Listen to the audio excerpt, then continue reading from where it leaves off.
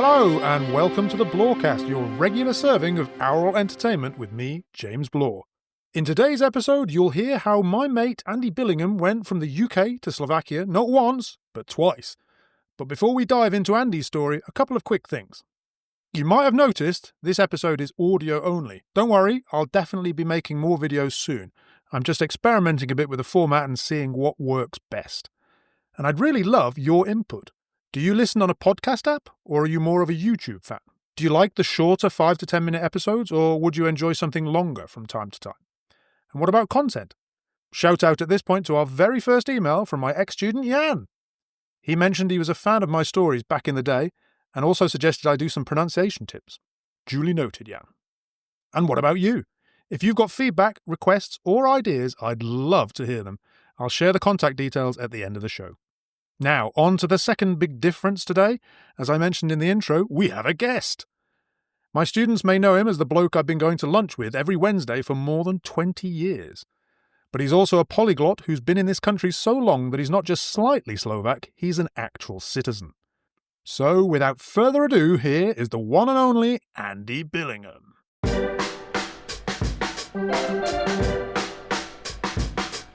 Okay, Andy, tell us a bit about yourself. I was born and I grew up and I went to school in St Albans. That's just north of London. I went to university right in Durham. And what did you study at university? French and German. What did you do after that? I finished university in 1980. I did a postgraduate teacher training course. That was 1 year. And then I went to Germany for a year. And from there, I went to Algeria for another year. That was with the British Council. And then through the British Council, I came to Slovakia in 1983. 1983. So what were your first steps in the country? What did you do? I drove here, well, all the way through Czechoslovakia as it was.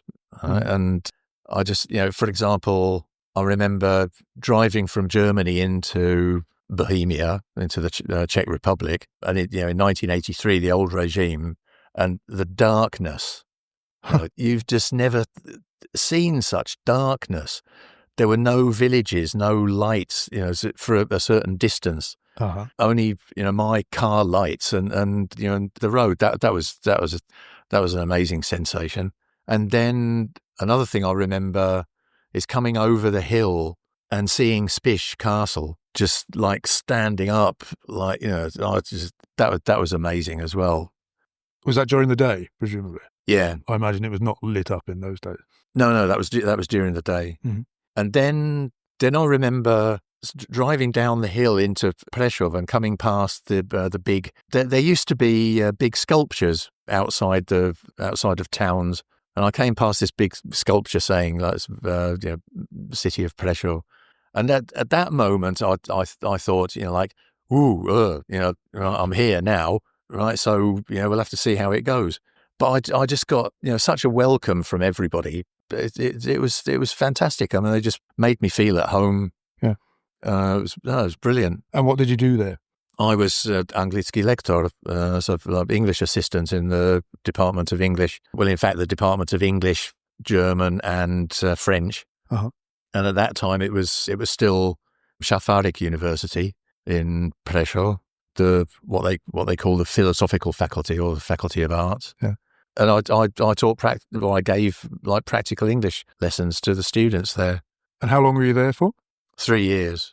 After 2 years, because this was all based on the British Council finding English assistants, English teachers for universities in Czechoslovakia. But after 2 years, the British Council sort of started making noises like maybe 3 years is enough, because this was the old regime. It was the socialist regime here, and for the British Council, 3 years, for me here, that was it.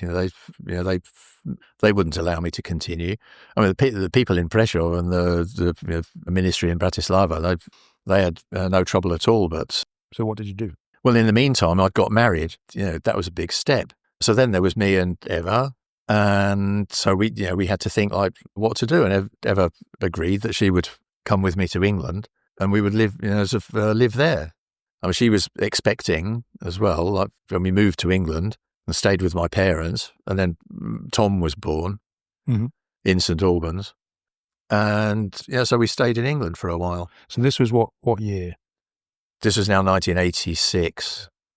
And I got a job teaching French and German in a secondary school just north of Cambridge. So we moved there to a little town called Wisbech. Did you like it? No, it was not the right job for me. My teacher training and my focus up to that point was teaching English to adults, and having classes of teenagers who were not all, what shall I say, interested in sort of learning either French or German. That was difficult. I had a similar experience teaching chemistry to secondary school students when I was quite young, and I also decided that it was not for me, really. So 5 years in Wisbech and you'd had enough, and then you decided to... Well, everything was changing and opening up here after November 1989. And we contacted people here and they said, come and teach English. You'll have a full timetable, like as soon as you want, which really happened. We came back here. It was Easter 1992. We immediately got as many lessons as we wanted at the Vare's shed at the steelworks. Yeah, and also Eva could teach because she trained also as an English teacher. And she couldn't do that in England. And so coming back here, she could pick up her line of work again. As soon as we could, we got business licenses. So we were self-employed. So we could pick and choose like where we wanted to teach. Bit by bit, I also started doing translations like from Slovak into English. And we really had a lot of work, and we've certainly working like sort of 40 hours a week. Wow. Tom was able to start school, basic school in Blorecast. Later on went to Slovakia of grammar school. He's bilingual, sort of English and Slovak. He runs his own language school here in Košice. Yeah. So it's all come full circle. Yeah. And now you're fading into... Oh, yeah, we've retired now, so we don't work anymore.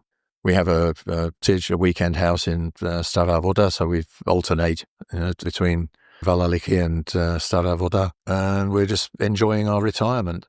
Right. I think that's a good place to pause. We've got your entire journey from the UK to Slovakia, back to the UK, and then back to Slovakia again. And we'll come back to Andy in a future episode. Thank you very much for now, Andy. My pleasure.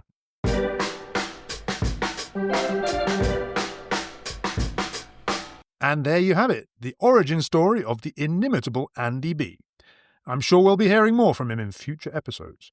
And if you have any questions for Andy, or if you just want to tell me how you prefer to listen, please do get in touch. You'll find all the links in the description. Website, email, YouTube, Facebook. Pick your favourite and say hi. Thank you so much for joining me. Please like, subscribe, share, and do all of those good things. And I will see you again soon. Bye-bye.